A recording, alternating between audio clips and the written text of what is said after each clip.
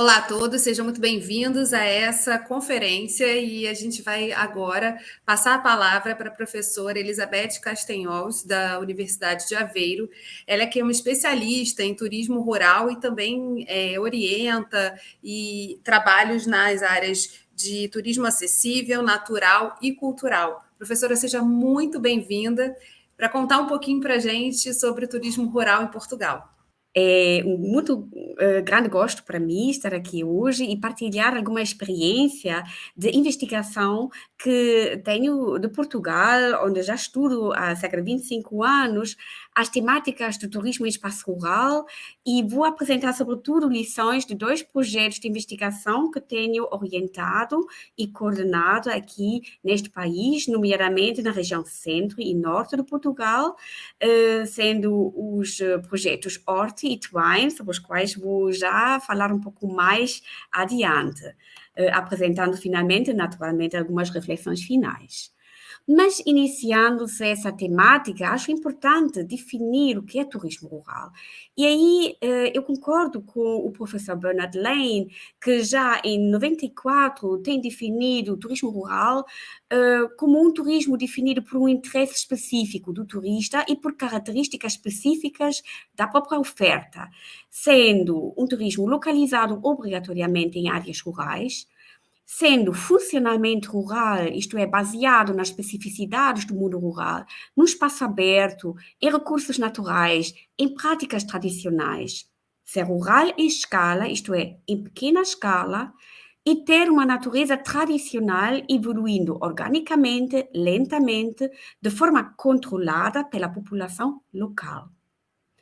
Nesse domínio importa perceber que é um turismo que tem vindo a crescer bastante, existindo algumas tendências de mercado que o tornam cada vez mais atrativo, nomeadamente a nível de interesse crescente por atividades na natureza, numa perspectiva de manter a forma e também de saúde, o contacto com a natureza e com a cultura autêntica, tradicional, local, uma preocupação com o estresse e a necessidade de recuperar do estresse típico da vida nas áreas urbanas e também aspectos relacionados com o regresso às origens, uma certa nostalgia pela autenticidade, por uma vida mais próxima da natureza, mais próximo a seres humanos, no sentido de ser mais personalizado, mais de pequena escala, mais uma escala humana, por assim dizer.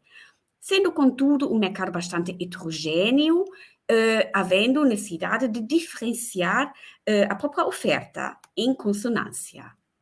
O turismo rural é verificado e analisado de forma a reconhecer também a sua ligação com vários tipos de turismo, ecoturismo, turismo cultural, turismo criativo, enoturismo, slow tourism, de natureza e aventura, turismo de experiência, de bem-estar.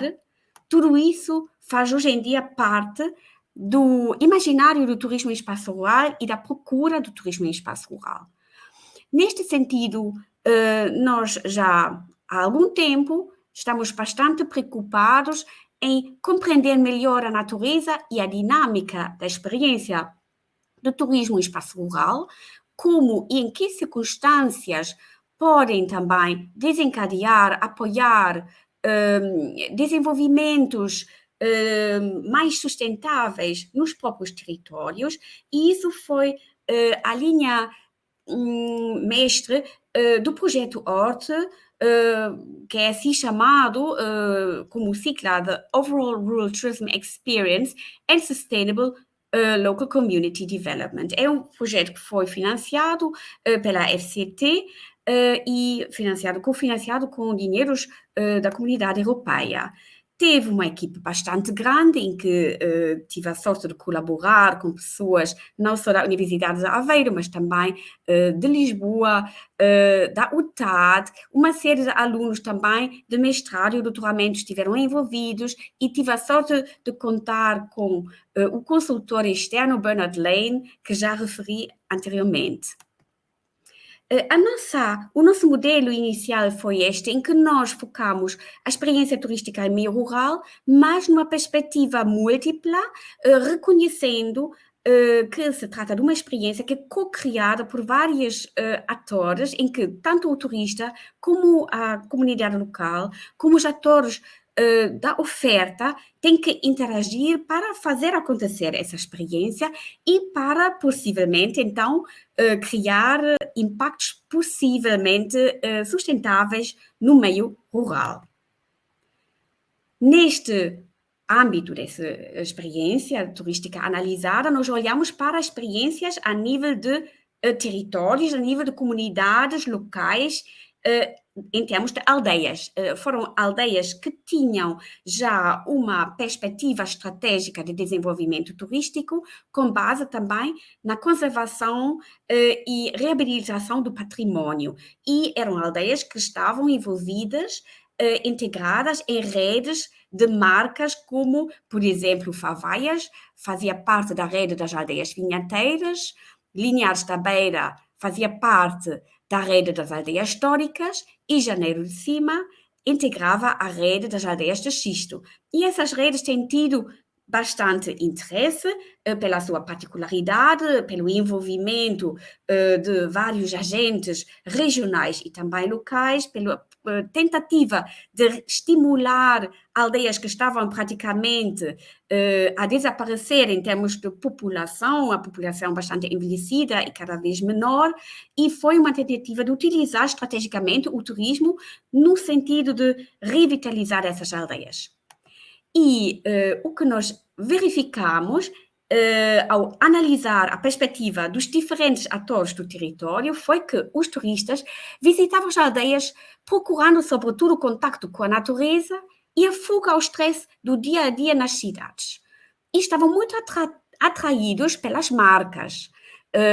Procuravam a paz, o sossego, e as marcas efetivamente marcam o que pode ser um sinal importante para saber como desenvolver esse turismo com base, se calhar, em sinergias através de redes que têm marcas. O nosso estudo comprovava a experiência turística como chave da atração e satisfação dos turistas e como essencial para a competitividade dos destinos rurais. Os sentidos assumiam um papel central na vivência do turista, sendo muito interligados, associados ao imaginário do idílico rural, dos cheiros, sons, sabores, imagens da terra, campo e natureza. A agricultura, embora não seja uma atração principal, não diziam que vinham por causa da agricultura, era importante através dos seus resultados, através da gastronomia local, que era muito valorizada, e também através das paisagens moldadas, sobretudo pela pequena agricultura. São aspectos muito valorizados e evidenciados nos discursos dos turistas. Também a interação com os residentes não é motivo central da atração, mas é geralmente retida como bastante memorável e impactante, pela sua genuidade, pela oportunidade de conhecer o modo de vida, a cultura local, pela simpatia, hospitalidade e pelo contacto próximo com as populações que essa interação permitia. Os residentes e à sua volta apreciavam a interação com os turistas talvez ainda mais. Temos que reconhecer que são aldeias periféricas no interior do país, em que existe bastante envelhecimento e falta de contactos.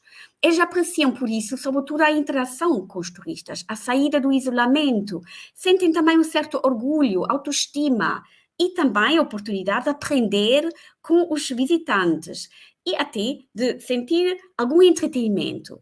Eles dizem, por exemplo, as pessoas que gostam de ver os turistas visitar a aldeia são muito bairristas, muito aldeolas, muito gostam da aldeia. Então gostam das pessoas virem e dizerem, olha, a aldeia é bonita, gostam muito. É muito bom porque começam a conhecer o que nós produzimos. O turismo divulga as nossas tradições e os nossos produtos. A vinda de outras pessoas é uma lufada de ar fresco.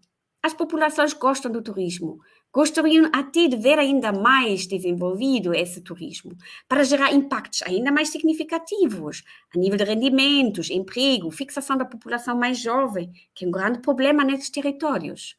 Os agentes da oferta e de desenvolvimento reconhecem também oportunidades, particularmente quando o turismo se associa a outros setores mais reclamam dificuldades de contexto e necessidade de investimento por parte de entidades públicas.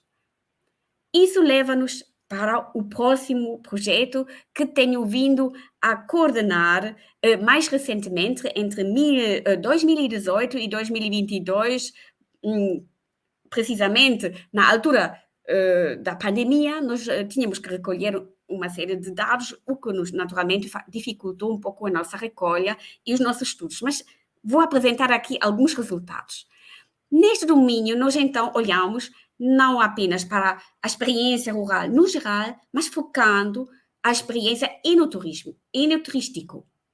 E isto em 3 territórios rurais, estruturados por rotas de vinho no centro de Portugal. Outra vez, centro de Portugal, mas desta vez olhamos para territórios regionais que são definidos por rotas, mais precisamente a Rota da Bairrada, a Rota dos Vinhos do Dão e a Rota da Beira Interior.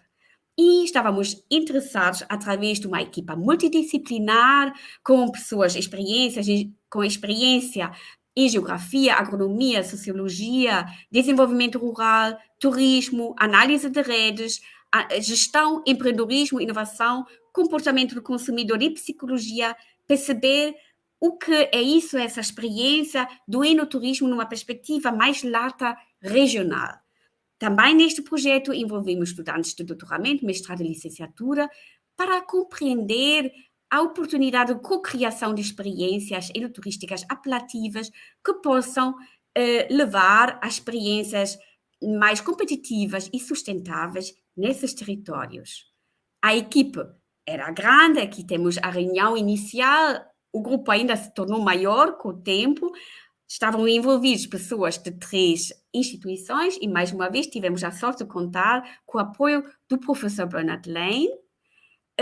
A nossa perspectiva é um bocadinho semelhante à perspectiva do primeiro projeto. Estão a ver outra vez a perspectiva dos 3 stakeholders interessados centrais, visitantes, comunidade local, agentes da oferta, mas desta vez nós olhamos também numa perspectiva da experiência de enoturismo muito assente nos recursos locais e no território envolvente, e mais lato, não apenas uma aldeia, mas regional. Olhamos particularmente para o conceito da cocriação, que tem vindo a ser desenvolvido conceptualmente, empiricamente, mais nos últimos anos. Olhamos para a articulação em redes, para a cocriação e na complexidade de toda essa experiência, podendo, possivelmente ou não, criar um desenvolvimento mais sustentável. Desculpem, isso foi muito rápido. O contexto aqui é, então, territorial, já disse. Nós, na Universidade de Aveiro, que está mais próximo da costa, olhamos para a experiência, sobretudo, da Rota da Bairrada. Depois, os colegas do Instituto Politécnico de Viseu olharam, sobretudo, para a experiência da Rota do Dão, e os colegas da UBI, da Universidade da Beira Interior, estavam mais focados em recolher dados da Beira Interior. Isto era muito importante, porque a pesquisa tinha que ser, desde o início, muito próxima dos atores. Nós queríamos ter pessoas que conhecessem bem o território, que pudessem realmente falar com os intervenientes e conseguissem realmente recolher dados de qualidade, não apenas resultado de uma única vez de visitação, mas isto foi feito ao longo de um ano. Isto era a nossa ideia inicial. Por causa do Covid tínhamos que prolongar e quase durante 2 anos tínhamos que ir repetidamente ao campo para recolher dados. Dados tanto de turistas como dos atores do território local. E por que estudar o enoturismo em Portugal? Primeiro, porque realmente se verificou no primeiro projeto que é muito interessante o impacto que os produtos locais alimentares podem ter para incrementar o potencial do turismo rural em áreas rurais. Em áreas rurais para o seu desenvolvimento. Os alimentos locais, os vinhos, são de facto recursos super interessantes para desenvolver de uma forma sustentável esses territórios. E o vinho é um dos produtos agrícolas mais antigos de Portugal, que tem recebido prémios de qualidade através de um desenvolvimento de enologia, da vitivinicultura de grande sofisticação aqui em Portugal. O vinho também é sinônimo de paisagem, de cultura, de gastronomia, de tradições, de ligações ao território inteiro, às suas gentes. É também um produto de estilo de vida, um produto que chama a atenção, um produto que é muito valorizado, associado a experiências únicas, valiosas, cada vez mais procuradas quando se viaja. Está relacionado com os sentidos, com as emoções, com o prazer, com o apego ao lugar. A ligação entre o turismo e o vinho pode ser, então, uma solução perfeita para o desenvolvimento regional sustentável. E, nesse sentido, o Turismo de Portugal tem apresentado o lema Make Portugal a Must-See and Sustainable Wine Tourism Destination. É uma ambição tornar Portugal um destino de turismo de referência. Para isso é necessário conhecer muito bem a realidade e perceber como essa experiência funciona, qual é a sua essência e como pode ser melhorada. Mais uma vez, a experiência turística é aqui entendida como a base da procura turística e do sucesso de qualquer destino. Porque os turistas não procuram um quarto de hotel ou apenas uma refeição de 5 estrelas. Eles procuram, in fact and above all, appealing, unique, memorable experiences. As experiências estão no centro, a experiência no seu global. Os consumidores procuram experiências que despertam os sentidos, tocam no coração, envolvem pessoalmente e estimulam a mente. Pine e Gilmer são dois atores que têm sido muito referidos na literatura do marketing de experiências e que podem ser perfeitamente associados à experiência também de turismo rural e de enoturismo, em que nós temos diferentes níveis de participação mais ou menos ativa do turista e também de absorção de alguma coisa que quase como um espetáculo se nos apresenta, ou imersão em que nós entramos de corpo e alma dentro de um cenário novo e nós nos perdemos, por exemplo, na escapist experience, que se calhar é aquela que é mais imersiva, mais ativa e desta forma mais marcante. Há várias teorias sobre quais seriam as experiências mais interessantes. Há diferentes estudos que mostram que há combinações, normalmente, de diferentes facetas de experiência, de educação, de entretenimento, de experiência estética e de fuga, que, no seu todo, criam aquela marca e que se tornam memoráveis e repetíveis, com vontade do turista regressar e recomendar esse destino. É importante também perceber esta faceta da experiência turística. O turista começa a sua experiência já antes da viagem, porque é uma experiência tão envolvente, tão importante para a sua vida, que começa a planear, a sonhar com essa viagem já antes de ir. Depois, tudo o que acontece no destino é também muito importante e, naturalmente, tem que ser analisado para poder ser gerido. E, finalmente, aquilo que acontece depois e que é estendido e hoje em dia é partilhado muitas vezes através das redes sociais, que levam depois ao retorno ao início, porque através das redes sociais nós não só partilhamos, mas suscitamos o interesse de outros futuros visitantes para este destino. No âmbito do projeto Twine, tínhamos então várias tarefas, várias atividades que desenvolvemos nas 3 regiões das quais falei. E aqui vou apresentar apenas um cheirinho de alguns resultados, sobretudo da experiência antes e a experiência durante.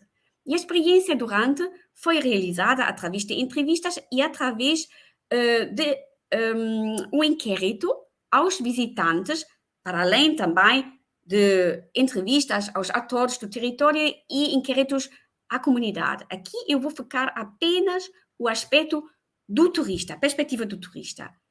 E o que foi possível verificar no inquérito em que nós chegamos a um total de 1.600, quase 1.600 respostas válidas, embora não completas, porque, pronto, isso acontece sempre que há algumas respostas incompletas e aquilo que nós podemos utilizar para modelação, por exemplo, no modelo de regressão que aqui é apresentado, essa é uma parte dessas respostas válidas, mas é bastante interessante para explorar uma série de aspectos.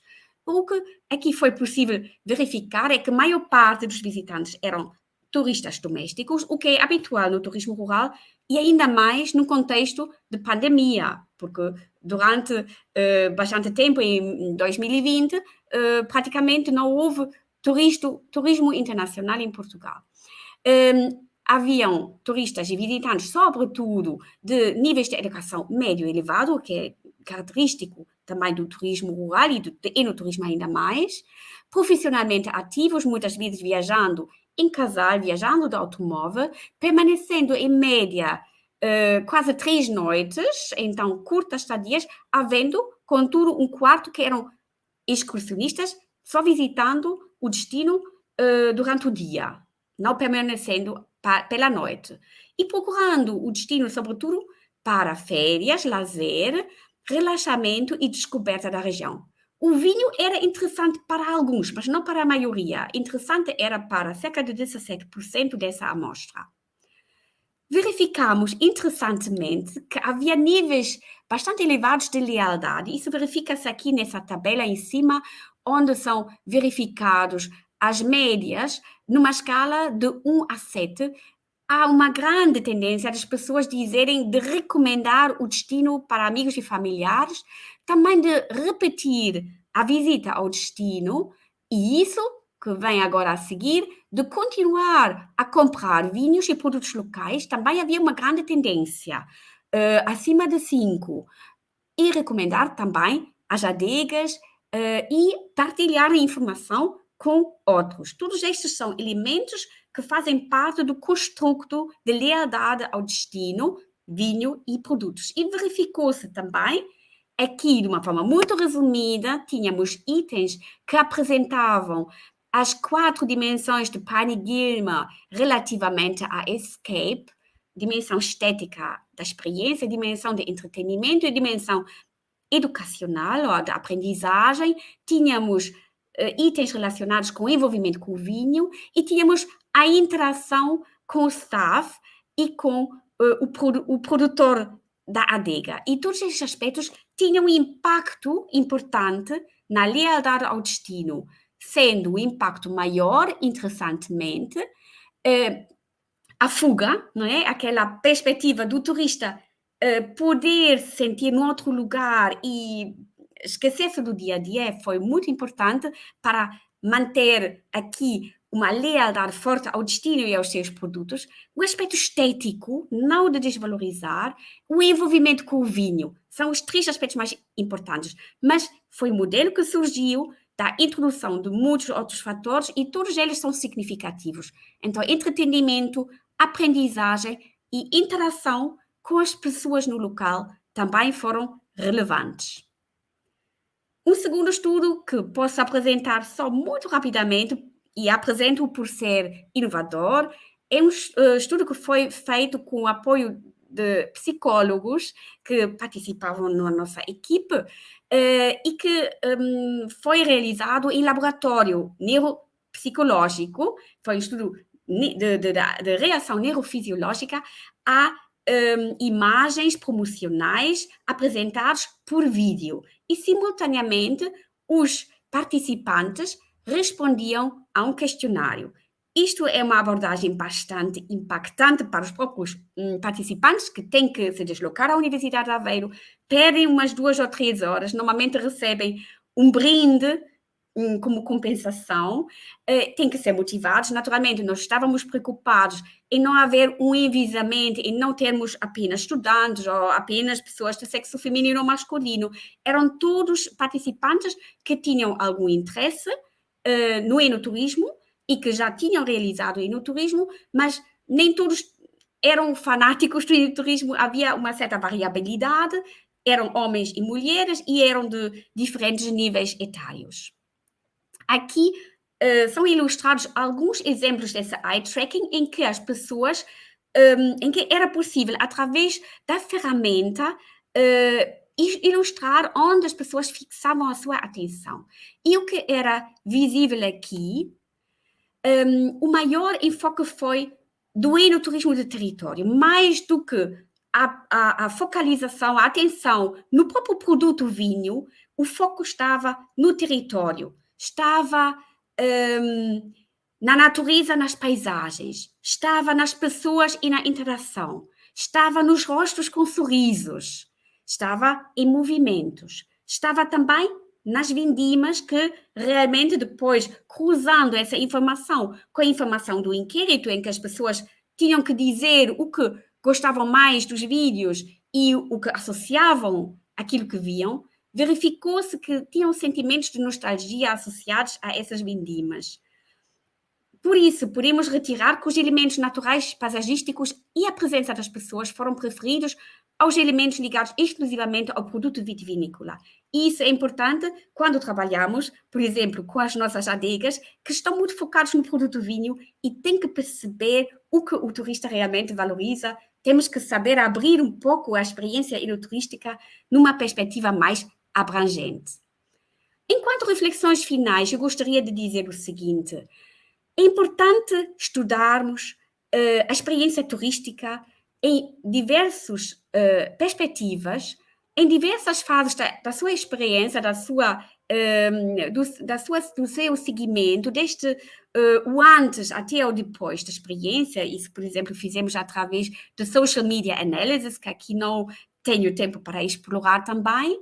As diversas perspectivas de todos os envolvidos são muito importantes, e aqui foquei mais o turista, mas é importante focar também a população, o que também fiz no âmbito do projeto Horte, não é? Que mostrou um grande interesse na interação com o visitante, sentiu um certo orgulho, uma identidade reforçada e os efeitos multiplicadores, não só numa perspectiva diretamente associada ao turismo, mas também associada a outros setores, como, por exemplo, a produção agrícola e todo o potencial que isso pode representar para fixar a população jovem nestes territórios.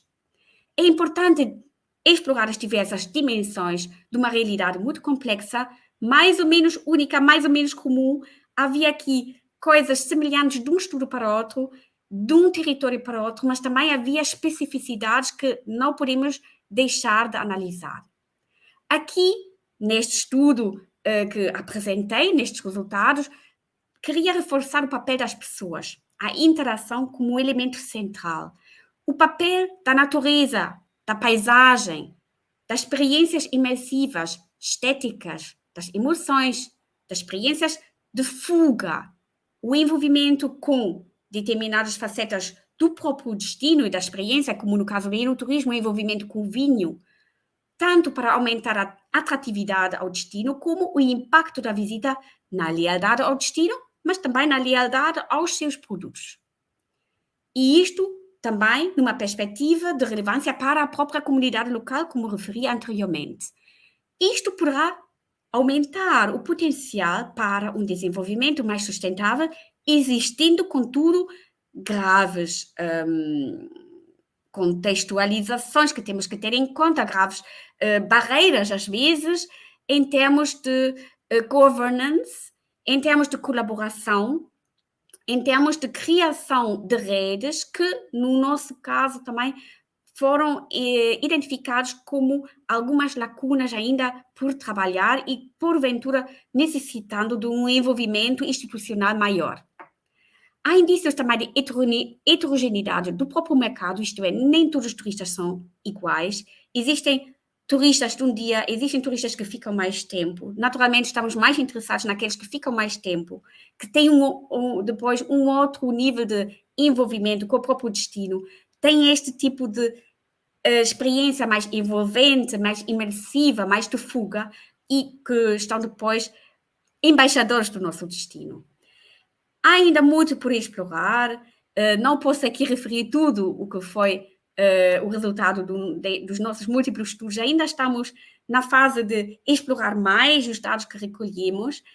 Existem lições importantes ainda por retirar, mas existe ainda muito espaço para explorar mais, com novos estudos, com estudos que replicam em parte aquilo que nós fizemos, mas também estudos que são inovadores, e é muito importante analisar isso em diversos contextos geográficos e culturais, porque existem especificidades. Embora seja sempre muito, muito interessante compararmos os resultados para criar lições que são ainda mais relevantes para todos os envolvidos, que podem ajudar a criar um enoturismo e um turismo rural que permite um desenvolvimento sustentável real para as comunidades em questão. E com isso, termino a minha apresentação. Muito obrigada pela atenção. Lamento que não tenhamos oportunidade de estarmos presencialmente em contato para também algum debate. Espero que tenha sido claro e entendível, apesar do meu sotaque. Espero que tenham entendido tudo o que quis aqui transmitir, e agradeço o vosso interesse. E mais uma vez, muito obrigada por toda a atenção.